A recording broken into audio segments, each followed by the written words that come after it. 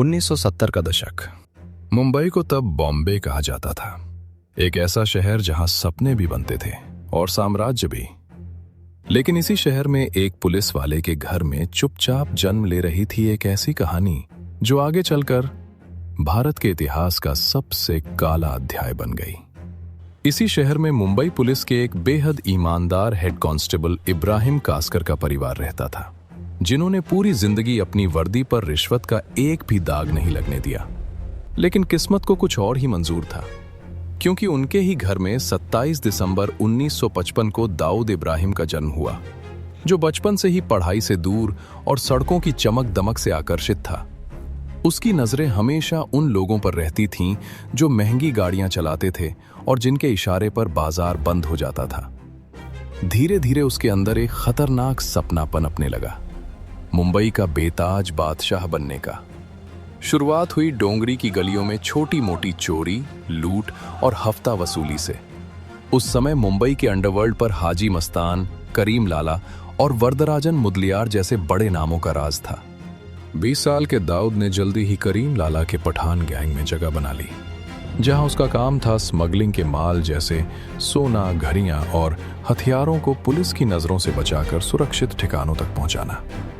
लेकिन वो सिर्फ एक गुर्गा नहीं था, बल्कि खेल को समझ रहा था और सही मौके का इंतजार कर रहा था। गैंग में करीम लाला के 2 सगे भांजे भी थे, आलमजेब और अमीरजादा। इन दोनों को दाऊद की बढ़ती हुई अहमियत और उसकी चालबाजी पसंद नहीं आती थी। एक रात एक कस्टम ऑफिसर ने करीम लाला के सोने की एक बहुत बड़ी कंसाइनमेंट पकड़ ली। आलम का खून खौल उठा। उसने बिना वक्त गवाए उस कस्टम ऑफिसर को किडनैप कर लिया और मुंबई के एक सीक्रेट बेसमेंट में उस ऑफिसर को बांध कर रखा गया। आलम ने ऑफिसर के माथे पर बंदूक रखते हुए कहा, तेरी हिम्मत कैसे हुई पठान का माल छूने की? जान प्यारी है तो 2 लाख रुपए का इंतजाम कर, वरना तेरे शरीर के इतने टुकड़े करूंगा कि तेरे बीवी बच्चे पहचान नहीं पाएंगे। दोस्तों, उस वक्त यह रकम बहुत बड़ी थी।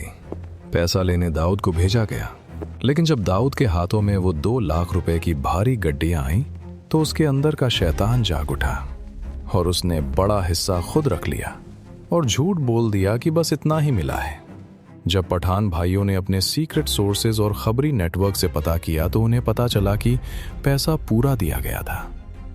सच्चाई सामने आई तो उसे गैंग के सामने बुरी तरह से पीटा गया। लात, घूसों और डंडों से उसकी ऐसी हालत कर दी गई कि वो अपने पैरों पर खड़ा नहीं हो पा रहा था। दाऊद को गैंग से बाहर निकाल दिया गया। उसी रात उसने कसम खाई कि अब वो किसी के लिए काम नहीं करेगा, बल्कि खुद अपना साम्राज्य बनाएगा। यहीं से डी कंपनी की नींव पड़ी, जिसमें उसने अपने बड़े भाई शब्बीर इब्राहिम कास्कर के साथ मिलकर एक संगठित अपराध नेटवर्क खड़ा किया। बॉम्बे की सड़कों पर अब रोज खून बहने लगा था। दाऊद गैंग और पठान गैंग के बीच की दुश्मनी अब नासूर बन चुकी थी। अंडरवर्ल्ड के पुराने डॉन जैसे हाजी मस्तान और यूसुफ पटेल समझ चुके थे कि अब हवा का रुख बदल रहा है। ये नई पीढ़ी खून बहाने से परहेज नहीं करती। उन्होंने स्मगलिंग छोड़कर रियल एस्टेट और राजनीति का रास्ता अपना लिया था। 12 फरवरी 1981 को उसके बड़े भाई शब्बीर इब्राहिम की दादर के एक पेट्रोल पंप पर हत्या कर दी गई। शब्बीर पर हमला करने वालों में मुंबई का सबसे खूंखार और पढ़ा लिखा गैंगस्टर मान्या सुर्वे भी शामिल था। उसी रात दाऊद पर भी उसके घर के पास एक जानलेवा हमला हुआ, लेकिन वो बच गया। दोस्तों, ये घटना आपको बॉलीवुड की movie shoot out at Wadala में भी दिखाई गई है। जब हॉस्पिटल में दाऊद ने अपने भाई की लाश देखी, तो उसके अंदर का इंसान मर चुका था और अब सिर्फ बदला बचा था। उसने कसम खाई कि पठान गैंग का एक एक आदमी मारा जाएगा और इसके बाद मुंबई में खूनी गैंग वॉर शुरू हो गया। आलम समझ गया था कि दाऊद अब रुकने वाला नहीं है।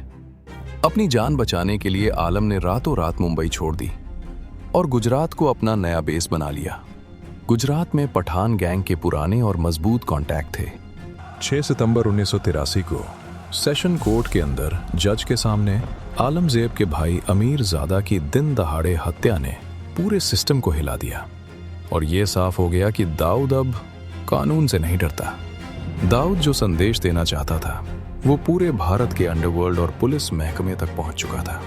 उस पर कई केस थे, लेकिन हर बार उसे जमानत मिल जाती थी। और यहीं उसने सिस्टम की कमजोरी समझ ली कि पैसे और पहुंच से कानून को मोड़ा जा सकता है। उसने बड़े बिल्डरों, बिजनेसमैन और फिल्म प्रोड्यूसर्स को किडनैप कर भारी मात्रा में फिरौती लेना शुरू कर दिया। उसने ये सारा काला धन रियल एस्टेट और बॉलीवुड में लगाना शुरू किया। 1985 के अंत तक जब आखिरकार सुप्रीम कोर्ट से दाऊद के खिलाफ अरेस्ट वारंट जारी हुआ, तब तक बहुत देर हो चुकी थी। दाऊद इब्राहिम हमेशा के लिए भारत से फरार होकर दुबई पहुंच चुका था और यहीं से उसका असली खेल शुरू हुआ। दुबई से बैठकर उसने डी कंपनी को एक इंटरनेशनल नेटवर्क में बदल दिया, जिसमें real estate, Bollywood financing, drugs और हथियारों की तस्करी शामिल थी। भारत के हर बड़े शहर में उसका नेटवर्क फैल चुका था। 6 दिसंबर 1992 के बाबरी मस्जिद डिमोलिशन के बाद भारत के हालात बदल गए। पूरे देश में दंगे भड़क उठे और यहीं पर एंट्री हुई पाकिस्तान की खुफिया एजेंसी आईएसआई की। आईएसआई ने दाऊद इब्राहिम में एक अचूक हथियार देखा। आईएसआई के टॉप कमांडरों ने दुबई में दाऊद से कांटेक्ट किया। उन्होंने दाऊद को उसकी सुरक्षा, उसके काले व्यापार को पूरी दुनिया में बेरोक टोक चलाने और उसे हमेशा के लिए महफूज रखने का लालच दिया। इसके बदले में उन्हें सिर्फ एक चीज चाहिए थी, दाऊद का विशाल तस्करी नेटवर्क, जिसका इस्तेमाल करके वो भारत में मौत का सामान भेज सके। दाऊद, जिसके अंदर का मुसलमान बाबरी मस्जिद की घटना से भड़का हुआ था और जिसके अंदर का व्यापारी नया मुनाफा देख रहा था, उसने अपने देश का सौदा कर लिया।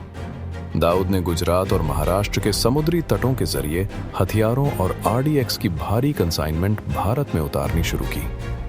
उसने अपने सबसे खूंखार और भरोसेमंद कुर्गे टाइगर मेमन को इस नापाक काम की जिम्मेदारी सौंपी। 12 मार्च 1993, मुंबई का वो काला दिन जब एक के बाद एक 12 सिलसिलेवार बम धमाकों ने पूरे शहर को खंडहर और शमशान में तब्दील कर दिया, जिनमें Bombay stock exchange, air India building और जावेरी बाजार जैसे स्थान शामिल थे। इन धमाकों में 250 से ज्यादा लोग मारे गए और सैकड़ों घायल हुए। ये भारत का पहला बड़ा संगठित आतंकी हमला था, जिसने पूरे देश को झकझोर दिया और दाऊद इब्राहिम एक स्मगलर से भारत का सबसे बड़ा आतंकवादी बन गया। इन धमाकों के बाद डी कंपनी के अंदर भी दरार आ गई। छोटा राजन जैसे हिंदू गैंगस्टरों ने दाऊद का साथ छोड़ दिया और खुद को देशभक्त डॉन घोषित करते हुए दाऊद के खिलाफ जंग छेड़ दी। डी कंपनी अब पूरी तरह से एक आतंकी सिंडिकेट बन चुका था। 1995 तक आते आते दाऊद का सालाना टर्नओवर 2000 करोड़ रुपए तक पहुंच गया था। Shipping, food processing, garment export, Bollywood financing, real estate से लेकर ड्रग्स और हथियारों की ग्लोबल तस्करी तक दाऊद का ये खूनी साम्राज्य लंदन, स्विट्जरलैंड, दुबई, लागोस और कराची तक फैल चुका है। आज भी वो पाकिस्तान के कराची में आईएसआई की सुरक्षा में छिपा हुआ माना जाता है। एक ईमानदार पुलिस वाले का बेटा कैसे देश का सबसे बड़ा दुश्मन बन गया। ये कहानी सिर्फ एक इंसान की नहीं, बल्कि सिस्टम की कमजोरियों, लालच और उस अंधे खेल की है जिसकी कीमत पूरा देश आज तक चुका रहा है। और यही वजह है कि दाऊद इब्राहिम का नाम आज भी भारत के सबसे खतरनाक और रहस्यमयी अपराधियों में लिया जाता है। एक ऐसा नाम जिसने अपराध को कारोबार बनाया और डर को अपनी सबसे बड़ी ताकत। दोस्तों, ये थी दाऊद इब्राहिम की कहानी। अगर आपको ये वीडियो पसंद आई हो तो इस वीडियो को लाइक जरूर करें और ऐसे ही वीडियोस के लिए चैनल को सब्सक्राइब करना ना भूलें। मिलते हैं अगले वीडियो में, तब तक के लिए जय हिंद, जय भारत।